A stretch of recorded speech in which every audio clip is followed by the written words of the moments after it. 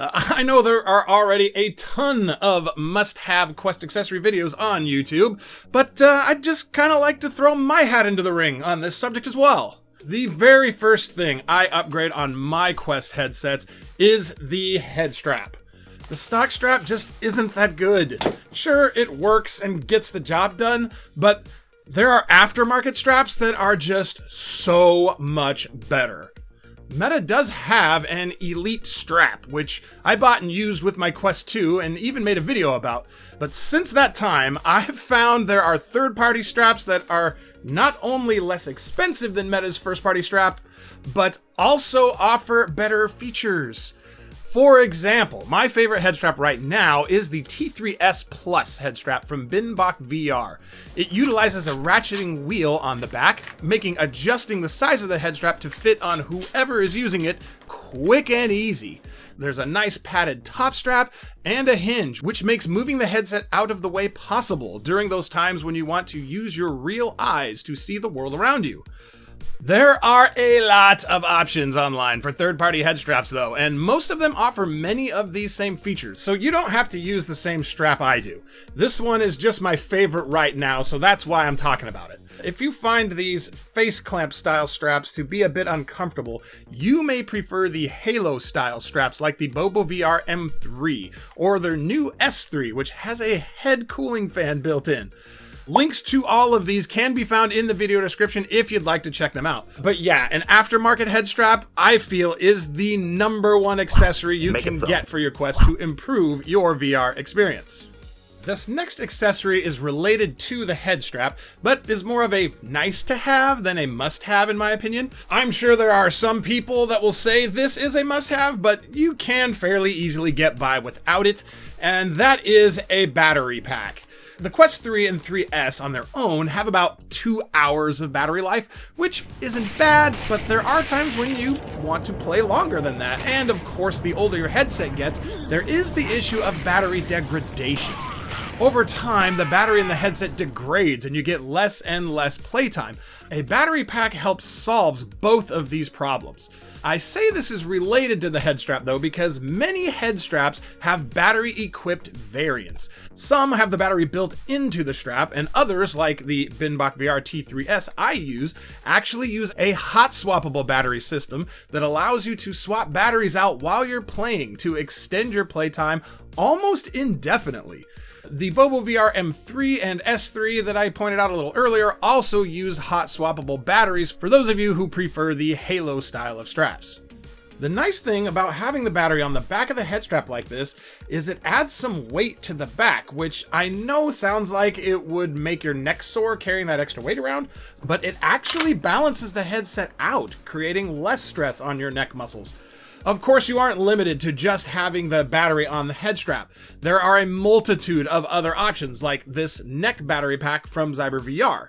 Not to mention, I've seen plenty of DIY solutions where people have strapped a regular old battery bank to their waist, or put it in their pocket, or put it in a small crossbody bag.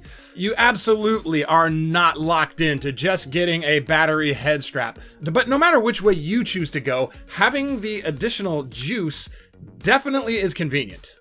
#2 on my list of must-have Quest 3 accessories. Who does #2 work for? That's right, buddy. You show that turd who's boss. Is an upgraded facial interface. The stock facial interface on the Quest 3 and the 3S is very much like the stock head strap. It's okay, it gets the job done, but just like with head straps, there are third-party solutions that are way better. The facial interface I'm currently using on my Quest 3 is this one from AMVR. It has a much more durable adjustment system than the stock interface, and the face pad is way more comfortable. There's really no competition here. The padding is super soft, and unlike the stock fabric interface, the PU leather doesn't soak up your sweat, making it easy to clean, and it feels infinitely softer and more comfortable on your face than either fabric or silicone interfaces I've used. My third must-have accessory are controller grips. If you aren't familiar with controller grips, they're straps that secure your controllers in your hands. While I don't think it's exactly recommended to remove the stock controller wrist straps, not long after I began using controller grips, I ditched my wrist straps and have only been using controller grips since, and I don't plan on ever going back. Grips allow you to completely let go of your controller without it falling out of your hand, which I find very useful when playing VR shooters and using a gunstock, which is another accessory I'll be talking about later on. Like head straps and facial interfaces, grips are another accessory that have a lot of variants to choose from. There are the silicone sleeve style like these that fit over the top of your controllers. There are extended grips like the Kiwi Design G4 Max, which make the handle of the Quest controllers longer. But my favorite type are the ones that replace the battery doors on the controllers, like these. Meta normally charges $40 for their official first-party grips, but you can find third-party straps for as little as $10, and sometimes even less, and many of these third-party grips are better quality than the official Meta grips. Before we talk about my fourth and final must-have accessory, I want to talk about a few other nice-to-haves that either make games more immersive or just improve the overall experience. And the first nice to have, I feel, are prescription lens inserts. Now, I can't speak from firsthand experience on this one as I don't wear glasses, but for those of you out there that do and have used VR with your glasses on, my understanding is it can be a little uncomfortable as the facial interface may not fit well with your glasses frames, and your field of view is also restricted some because your eyes are further away from the actual head of the lenses.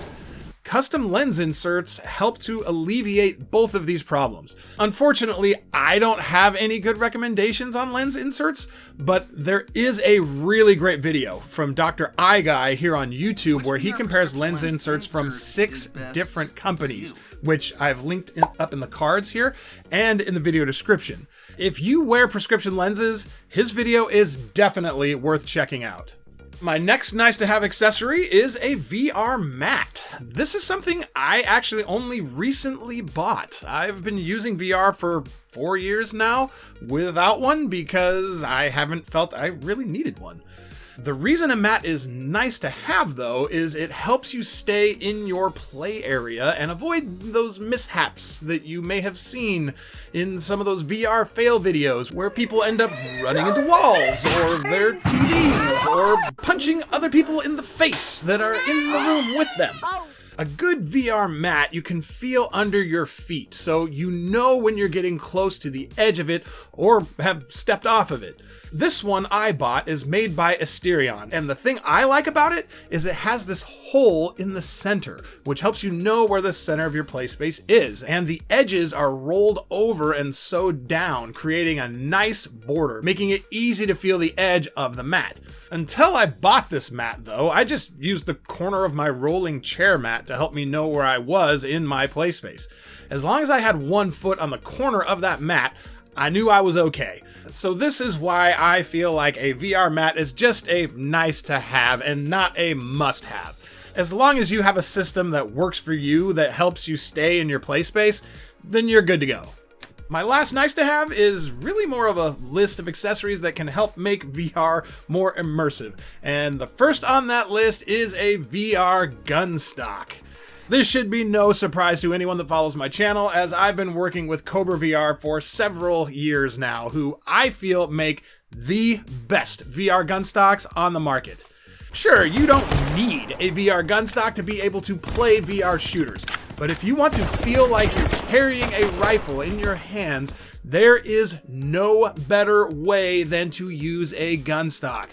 Also, having a solid platform your controllers connect to and you can pull into your shoulder helps stabilize your aim, improving the accuracy of your shots. And who doesn't want to be the most lethal player on the battlefield? While you can play VR shooters without a gunstock, in my opinion, once you've played using one, you won't want to play without one ever again.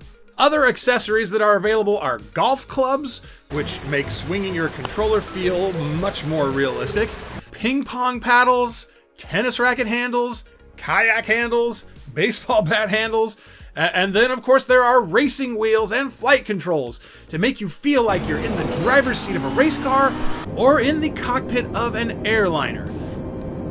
There's so many different accessories you can buy to make your experience more immersive. But of course, it all depends on what type of experiences you're interested in and how much money you can afford to spend. Now for the thing that you've been waiting for, the last of my must-have accessories.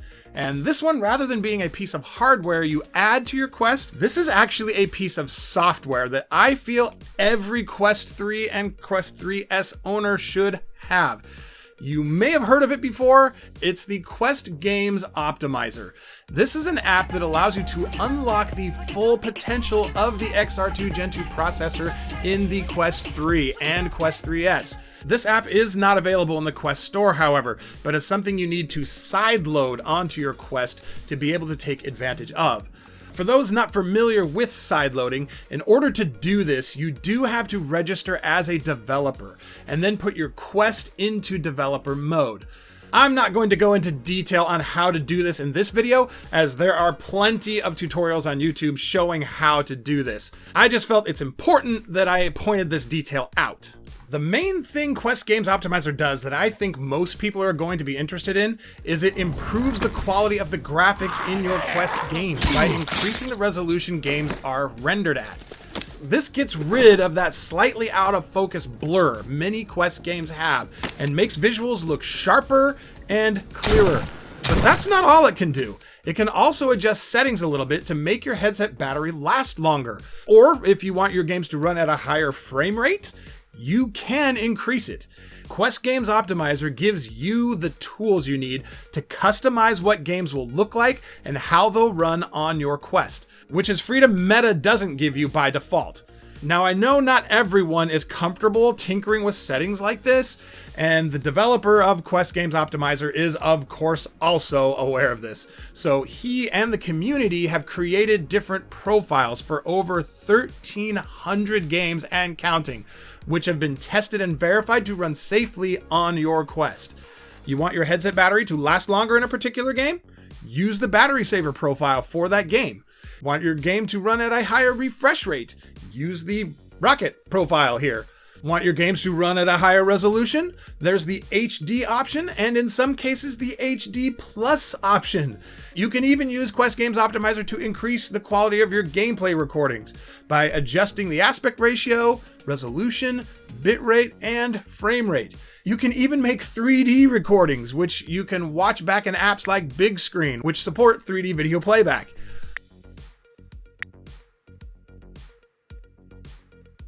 It's pretty cool. Quest Games Optimizer is a $10 app, and in my opinion, totally worth that price. Especially since the developer is actively updating it to support more and more games, as well as keep it working after Meta breaks it when they update their Horizon OS. Everything in this video is, of course, just my opinion. You don't need any of this stuff in order to enjoy virtual reality and mixed reality experiences on your Quest. But if you're interested in any of the things I've featured in this video, I have provided links to all of it in the video description. I have just met you, and I love you. They are affiliate links, which means I make a small commission off anything you buy, and then I use that money to help me continue making content here on YouTube. So is there anything you feel I missed? Or do you feel like some of my must-haves should have been on the nice-to-have list instead? Feel free to use the comment section to tell me how I'm wrong, or if you agree with me. Want to learn more about some of the products I featured in this video? Then you'll want to check out this playlist here, where I have some dedicated videos talking more in depth about them. Come on, do it. You know you want to. Subscribe.